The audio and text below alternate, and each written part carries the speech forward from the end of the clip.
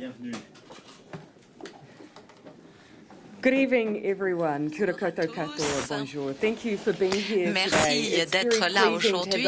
Je suis heureuse d'avoir cette occasion de vous parler de notre sommet de suivi de l'appel de Christchurch, ce qui s'est produit après l'attentat du 15 mars 2018.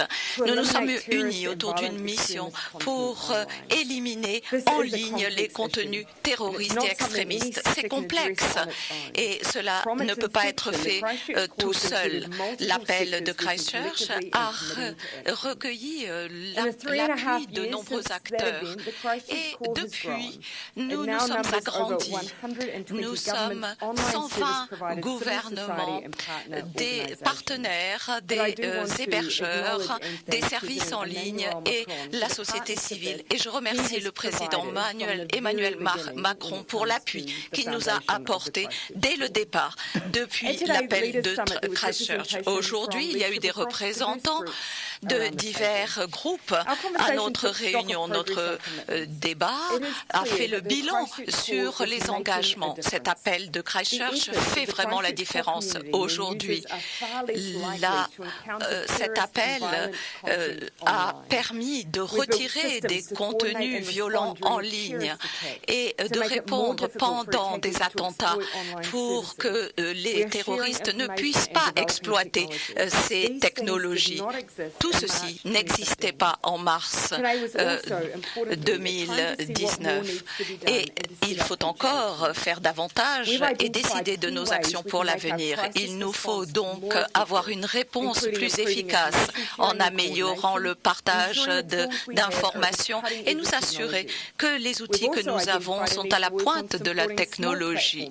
Nous devons appuyer les petites plateformes pour que les terroristes et les contenus violents ne puissent plus être diffusés. Nous voulons protéger les générations futures pour qu'elles puissent profiter de cette connexion sans être confrontées aux contenus violents et terroristes. Et pour cela, nous nous concentrons sur les nouvelles technologies, les jeux en ligne. Nous devons comprendre les défis et les opportunités, trouver les technologies. Il faut nous mettre au service des jeunes et nous allons être en contact avec les jeunes pour que leur point de vue soit aussi pris en compte. Nous devons faire davantage pour répondre non seulement aux contenus extrémistes, violents et terroristes, mais aussi au harcèlement. Et il faut voir l'intelligence artificielle et tout ce qui joue ce rôle croissant dans nos vies de tous les jours. Et il faut mieux comprendre ces systèmes et ces algorithmes pour que l'Internet soit plus sûr. Pour cela, il faut protéger la vie privée et il faut relever le défi technique de la sécurité de tous ces algorithmes. Pour cela, nous devons dépasser les obstacles et nous devons mieux comprendre l'impact des algorithmes sur la radicalisation. Nous devons développer des outils qui permettent d'avoir le choix et pour interrompre les contenus terroristes. Il faut aussi intégrer des organisations de la société civile qui sont directement impactées par le terrorisme en ligne et la violence en ligne. Les LGBTI, les femmes et toutes ces communautés qui sont visées par cette violence. Les États-Unis et Microsoft ont lancé un nouveau partenariat sur l'algorithme en travaillant sur les sources ouvertes. Ce partenariat permettra de mettre en place des infrastructures pour relever ces défis et nous aider à avancer dans le cadre de notre appel. Ce partenariat de l'appel de Christchurch doit permettre à la recherche de nous aider à avoir des plateformes beaucoup plus sûres et d'intervenir plus vite. Notre intention, c'est que ces technologies soient disponibles pour toute la communauté de l'appel de Christchurch et au-delà. Ceci pourrait ouvrir un nouveau domaine de recherche sur les algorithmes et davantage d'applications. En conclusion, je dois dire que je suis fière du travail que nous avons accompli dans le cadre de l'appel de Christchurch. Mais comme d'autres, je suis suis engagé à en faire davantage et je m'attends aux activités d'avenir. Merci, mesdames et messieurs, d'être ici. Écoutez, ce nouveau sommet de l'appel de Christchurch nous a en effet permis d'avancer à huis clos, comme c'est la règle, de débattre avec les grandes plateformes et réseaux sociaux de ce que j'appellerais l'ordre public numérique. Je veux ici saluer le travail qui avait été lancé par le processus d'Aqaba, en particulier avec une implication forte du roi de Jordanie, ce que nous avions lancé ces dernières années avec le sommet Tech for Good. Et en effet, comme Madame la Première ministre vient de le rappeler, ce que nous avons, après le terrible attentat terroriste de Christchurch, lancé à Paris en mai 2019 ensemble, avec cette volonté d'associer les États, les ONG, les acteurs académiques et les entreprises les plus concernés par justement les réseaux sociaux, les services en ligne et les messageries. C'est un débat crucial. Et au fond, le défi qui est le nôtre, c'est dans cet espace où nos enfants et nous-mêmes évoluons chaque jour et de plus en plus, comment construire un ordre public, c'est-à-dire des règles qui permettent d'éviter les discours de haine, d'éviter d'aller jusqu'évidemment à des gestes terroristes et protéger. À cet égard, c'est ce qui a permis l'adoption de la directive sur les services numériques dans le cadre européen, pour réguler les contenus numériques, créer des systèmes de responsabilité mieux protégés. Et le contexte que nous sommes en train de vivre, de guerre en Ukraine et ses répercussions sur tous les plans, y compris celui de la prolifération de désinformation et de propagande en ligne, qui sont souvent la cause profonde de violence, montre combien ce débat est essentiel. Depuis 2019, Madame la Première ministre l'a rappelé, nous avons des vraies avancées et des vrais résultats. Depuis 2019, l'appel de Christchurch est le démonstrateur qu'il est possible de retirer des contenus violents ou terroristes en ligne. Et cette fameuse heure en or fonctionne, et nous avons pu l'expérimenter. Et donc nous avons maintenant à la fois mis en place des règlements dans plusieurs de nos pays pour que ce soit, je dirais, inscrit en dur, mais nous avons eu aussi des comportements proactifs de la part des plateformes pour nous aider à retirer techniquement les contenus en ligne, assurer donc ce retrait dans l'heure, et nous l'avons vu par exemple avec l'attentat de Buffalo, et tout ça c'était ce qu'on avait appris des attentats précédents, et en particulier juste après Christchurch où on avait eu des millions de gens qui avaient essayé de remettre en ligne les scènes les plus atroces. Par ailleurs, l'autre vrai acquis, c'est qu'on a mis en place vraiment une structure maintenant de pilotage, de Gift City, qui fonctionne, sur lequel nous avons obtenu plus de financement. Nous allons continuer de les mobiliser, parce que c'est ce qui permet justement de rendre effectif, si je puis dire, cette règle, avec une surveillance 24 heures sur 24 et 7 jours sur 7, et donc un mécanisme vraiment de responsabilité. Et puis notre communauté grandit avec plus de 50 États partenaires, de nouvelles plateformes numériques partenaires comme Zoom, Clubhouse, Roblox, et donc véritablement une avancée sur de nouvelles frontières numériques. Maintenant, nous voulons aller plus loin, Madame la Première ministre l'a rappelé. Lutter plus efficacement contre la désinformation et la propagande en multipliant les interventions positives sur les réseaux. Nous voulons aller plus loin avec plusieurs axes. Le premier, c'est d'avoir ce travail qui est essentiel sur les algorithmes. Nous l'avons lancé il y a quelques mois. L'accord qui a été annoncé avec la Nouvelle-Zélande, les États-Unis, Twitter et Microsoft est très important parce qu'en particulier, il y a des échanges d'algorithmes et de données qui sont actés par Twitter, et je veux saluer leur engagement. C'est un pas en avant et c'est un élément très important. Ce que nous voulons faire au fond, c'est acter que quand on ne connaît rien des algorithmes, eh bien on ne peut pas avoir la garantie que ces derniers ne conduisent pas à des comportements qui peuvent être à risque ou ne peuvent en quelque sorte ne pas être aussi efficaces qu'on le voudrait pour prévenir. Et donc, améliorer la prévention, c'est décider d'avoir un vrai partenariat sur les algorithmes, de partager l'information, de réussir à avoir une approche la plus efficace possible avec l'ensemble des plateformes. Beaucoup d'arguments techniques nous avaient été opposés jusqu'alors. Il y a un très gros travail qui a été fait et on va continuer de le faire pour améliorer les choses. Le deuxième élément clé, c'est l'intelligence artificielle. Qu'il s'agisse des réseaux sociaux ou des messageries, qu'ils utilisent d'ailleurs ou non des algorithmes, il est clair qu'avec l'intelligence artificielle, on sait beaucoup mieux prévenir justement ce qui conduit vers des discours de haine, puis de la radicalisation en ligne, jusqu'à des risques de comportement terroriste. Et donc là-dessus, nous allons continuer à mettre la pression pour avoir des engagements très clairs sur ce sujet. Troisième point, c'est la recherche et la recherche publique.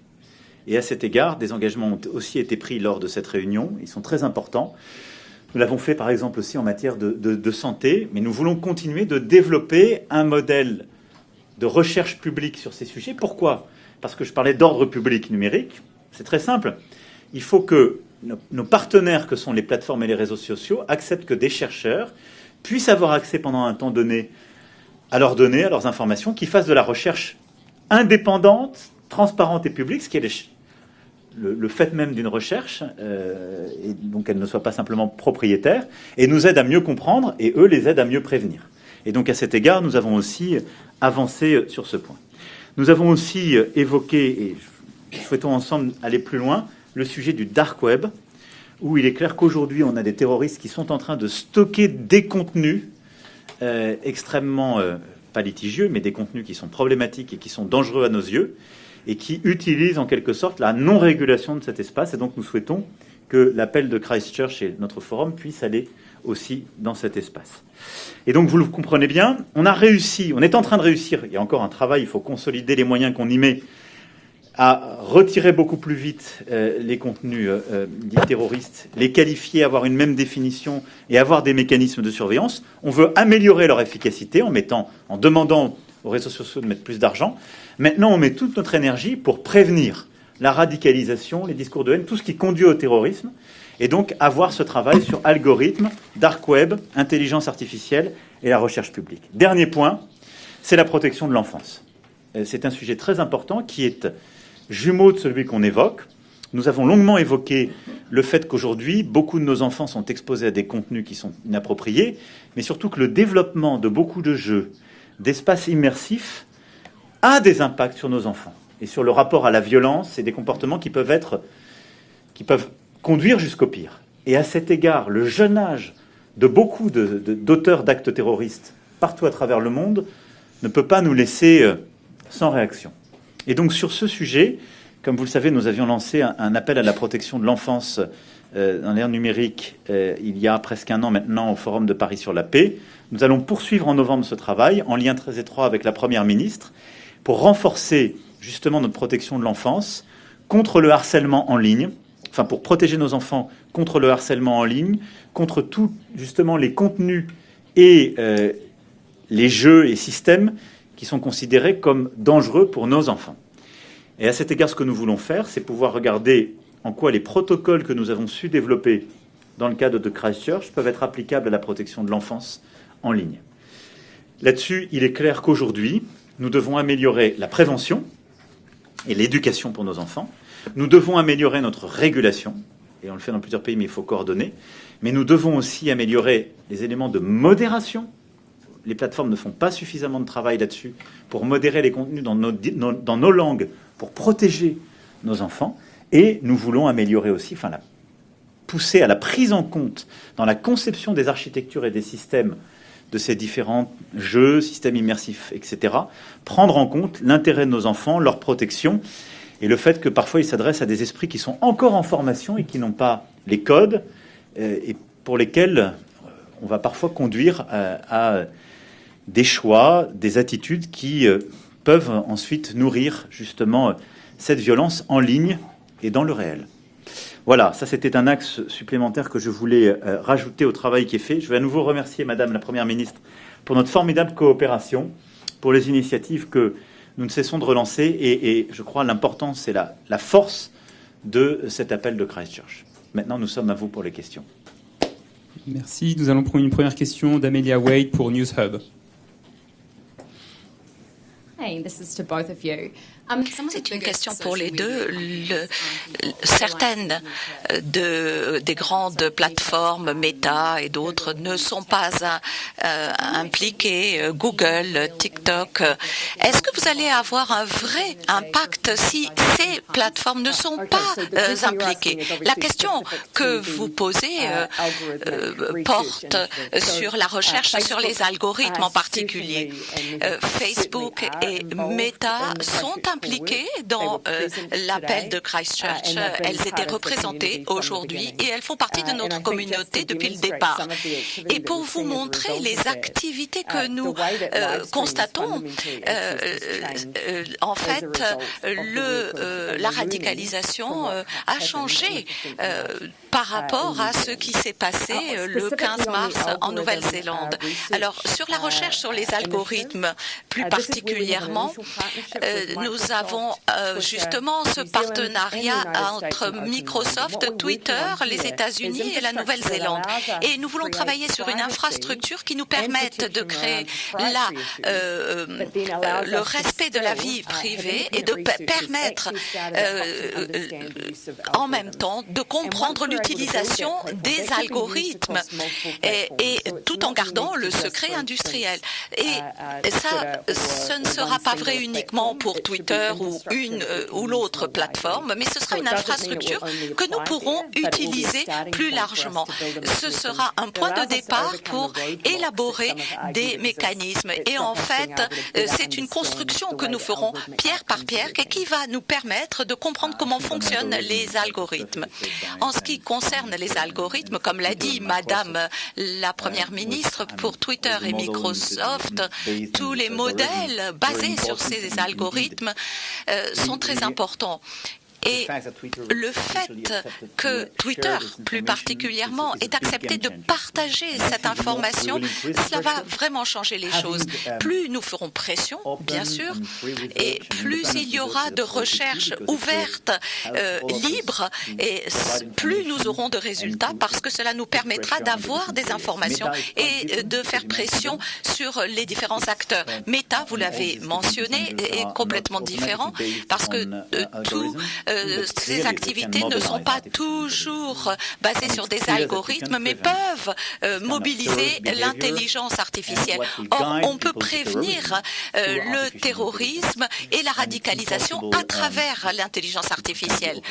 Et il est impossible de faire semblant qu'il n'en est pas ainsi. Donc, nous ferons pression sur eux pour qu'ils s'engagent. Troisièmement, les algorithmes et l'intelligence artificielle sont nos deux piliers, les deux piliers de notre stratégie pour disposer d'une prévention beaucoup plus efficace.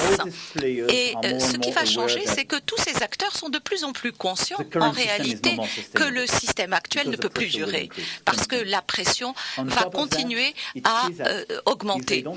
Et puis, ils savent que s'ils ne nous aident pas à mieux partager cette information, à mobiliser les algorithmes et l'intelligence artificielle pour travailler avec nous, alors nous serons de plus en plus exigeants sur la modération. Or, ça, c'est beaucoup plus cher pour eux. Et aujourd'hui, en fait, la modération sur ces plateformes, c'est rien du tout. Et je leur ai dit, ils ne peuvent pas nous dire qu'ils nous aident à lutter contre le harcèlement. Demander à ces plateformes combien de modérateurs ils ont pour modérer en français. C'est rien du tout. Donc il faut qu'ils y travaillent. Question de Maxence Lambrec pour France Inter. Bonsoir Madame la Première ministre, Monsieur le Président. Vous évoquez comme prochaine étape de l'appel de Christchurch l'enjeu de la désinformation. Vous visez, j'imagine, entre autres la Russie. N'est-ce pas un terrain trop glissant? Qui va définir la bonne information? Vous parlez d'opérations positives sur les réseaux. J'ai pas bien compris de quoi pouvait-il s'agir. Et je me permets de revenir sur votre discours à la tribune de l'ONU. Est-ce que vous avez eu des premiers retours? Quel écho vous espérez susciter et à quelle échéance? Parce que ce message, vous l'aviez déjà porté, notamment en Afrique cet été, où clairement, vous voyez bien que la Russie, par la voix de M. Lavrov, utilise les armes que sont la sécurité de l'alimentation, l'énergie, et que les non-alignés ne ressentent pas l'urgence perceptible en Europe. Vous pensez peut-être que votre discours, ceux des présidents Biden et Zelensky demain, peuvent changer la donne? Sur votre première question, il ne s'agit absolument pas pour nous de définir ce qui est une bonne information et une mauvaise information. Et donc là-dessus, d'ailleurs, comme vous le savez, la France organisera dans les mois qui viennent des états généraux d'information libre. Et je pense que c'est un sujet extrêmement important, extrêmement sensible aujourd'hui. Et vous serez collectivement mobilisés sur ce sujet. Mais là-dessus, pour moi, je serais extrêmement vigilant. Il n'appartient pas au gouvernement. Et nous sommes tous attachés justement au modèle de démocratie libérale, au sens politique du terme, et ouverte. Et l'information y est libre et indépendante. Par contre, il y a la bonne vieille question française. D'où parles-tu? Et quand vous avez sur des réseaux sociaux des plateformes massivement des gens qui relaient des fausses informations ou de la propagande d'État en étant cachés derrière des adresses anonymes ou autres, c'est un problème pour nous tous. C'est un problème pour les journalistes, c'est un problème pour les gouvernements, c'est un problème pour les citoyens, parce que cela biaise ce rapport à l'information. Et là, c'est un travail qu'on peut demander aux plateformes, qui est qu'elles explicitent d'où parlent les gens. Vous avez des comptes, je ne citerai ici aucun réseau social, mais vous pouvez passer votre information, partager votre travail à travers ces réseaux sociaux. On sait qui vous êtes, d'où vous parlez. Des citoyens peuvent le relayer, le critiquer, le compléter. Le problème, c'est quand vous avez de l'information qui massivement arrive à travers ces réseaux, qui, de manière évidente, est manipulée, parfois par des puissances, et la Russie joue ce rôle, avec des comptes et des fermes de trolls, nous savons, qui sont mobilisés pour, justement, impacter les esprits, et donc utiliser l'infrastructure que sont nos réseaux sociaux, la manière dont aujourd'hui nos compatriotes et les citoyens dans nos démocraties forgent leur opinion, et en quelque sorte contourner les règles parce qu'ils ne disent pas qui ils sont. Et donc là-dessus, il y a un rôle dans le cadre de l'appel de Christchurch, en particulier de ces plateformes, pour expliciter les choses, traquer les faux comptes et très clairement expliciter d'où parlent les gens et la nature de ce qui est partagé. Voilà. Donc ça, c'est pour faire le distinguo. Ensuite, je pense avoir cet après-midi passé une étape supplémentaire dans l'appel à la mobilisation et en tout cas la volonté d'éviter toute tentative de partition justement de l'Assemblée générale des Nations Unies et donc du Collège des Nations, et avoir essayé d'engager sur des sujets très concrets une coopération, des coopérations fortes entre l'Ouest, le Nord, dirais-je, et le Sud. Ce que j'attends, c'est justement un travail progressif. Les choses sont en train de bouger. Je ne serai pas aussi pessimiste que vous. D'abord parce que j'ai vu beaucoup d'États africains revenir et réengager sur des positions très claires. Parler de la tournée que j'ai faite en Afrique cet été, le président de la CEDEAO, devant la presse, a très clairement condamné l'agression russe. Très clairement. Ensuite, j'ai comme vous entendu il y a quelques jours le Premier ministre Modi très clairement dire que le temps n'était pas à la guerre. J'ai salué d'ailleurs ce courage. Donc, il y a une partie des pays qui étaient restés dans une position de neutralité qui sont en train de bouger. Je me méfierais de l'approche non alignée, je l'ai évoqué cet après-midi, mais pour la distinguer, parce que ce ne sont pas les non-alignés aujourd'hui. Les non-alignés, je l'ai rappelé historiquement, ce sont des gens qui voulaient la paix et la protection du respect de la souveraineté des peuples. Je pense qu'il y a une forme d'incompatibilité à dire qu'on pourrait soutenir une guerre impérialiste et coloniale qui nie l'intégrité territoriale de l'Ukraine et se dire non-aligné. Et donc je pense que les choses sont en train de bouger. Donc on va travailler. Ça, je pense qu'il faut expliciter ce que nous faisons pour tous ces pays, comment nous les aidons à régler leurs problèmes de sécurité alimentaire, ce que nous ferons demain matin, par exemple, avec le continent africain, en liaison avec le PAM et la FAO, entre autres. Et je remercie tous les acteurs de la sécurité alimentaire qui seront avec nous, que nous les aidons à régler les sujets de sécurité nucléaire. Je verrai ici même demain matin, et nous aurons une réunion ouverte avec M. Grossi et l'AIEA, de les aider à régler leurs sujets de changement de modèle productif pour répondre aux défis climatiques. Et c'est ce que nous souhaitons faire dans la perspective de Sharm el-Sheikh avec des modèles de financement plus clairs, et que nous les aidons dans le financement de leurs économies, comme pour répondre aux nouvelles pandémies. Et donc c'est en apportant ces réponses concrètes qu'on peut aussi engager et éviter qu'il y ait une forme de neutralité, de passivité qui créerait cette partition. Dans 1h30, je serai avec plusieurs dirigeants africains, latino-américains et asiatiques pour justement évoquer ce sujet et travailler ensemble sur cet agenda, en particulier dans la perspective du G20. Et à mes yeux, le G20 sera un moment de vérité à cet égard. Une dernière question de Craig McCulloch pour Radio New Zealand. To both leaders, tous les deux. tech companies refuse to relinquish control. Et si ces grandes entreprises ne veulent pas rendre public leurs algorithmes, est-ce que vous allez réglementer? Mais vous savez, dans tous les cas, les entreprises ne savent pas exactement ce que les algorithmes font dans le monde réel. Vous savez, même lorsqu'ils font leurs propres recherches, ils ont une idée de ce qu'ils mettent sur le réseau, mais pas comment cela aboutit aux utilisateurs. Et donc, il on ne peut pas réglementer quelque chose qui n'est pas suffisamment bien compris. Et c'est pour cela qu'il nous faut de la recherche aujourd'hui. Il nous faut mieux comprendre les résultats de ces algorithmes, ce qu'ils provoquent, pour que les attentes à la fois des grandes entreprises, de la société, des États puissent, et des utilisateurs puissent être bénéfiques. Vous savez, je crois qu'il est bon qu'il y ait de la transparence. Il y a pour l'instant des choses qui restent trop secrètes, et il y a encore un chemin à parcourir. Mais la raison pour laquelle l'appel de Christchurch résonne autant, c'est parce que les gouvernements ne disent pas qu'ils vont réguler. C'est vrai que la réglementation a un rôle à jouer, et au sein de l'Union européenne, le travail qui a été fait autour de la réglementation des services en ligne, c'est vraiment un outil très utile pour tous. Et ça montre que la réglementation peut agir lorsque nous n'avons pas les résultats que nous souhaitons. Je partage tout à fait ce qui vient d'être dit par Madame la Première ministre. Nous avons réglementé les services en ligne, mais en ce qui concerne les algorithmes, c'est tellement technique qu'il faut mieux les comprendre. Et c'est dans l'intérêt de ces grandes plateformes de coopérer. Parce que le pire scénario, ce serait qu'à un moment, nous soyons forcés de réglementer et mettre davantage de pression à cause d'une autre catastrophe. Et la réglementation sera beaucoup plus dure pour ces entreprises.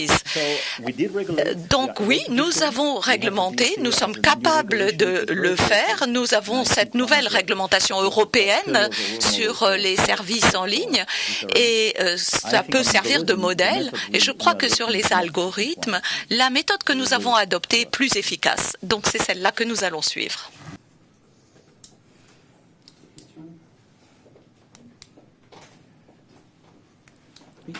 Mathieu Coage pour BFM Télé. Peut-être juste une précision. Tout à l'heure, vous avez parlé évidemment des réseaux sociaux, mais aussi des messageries.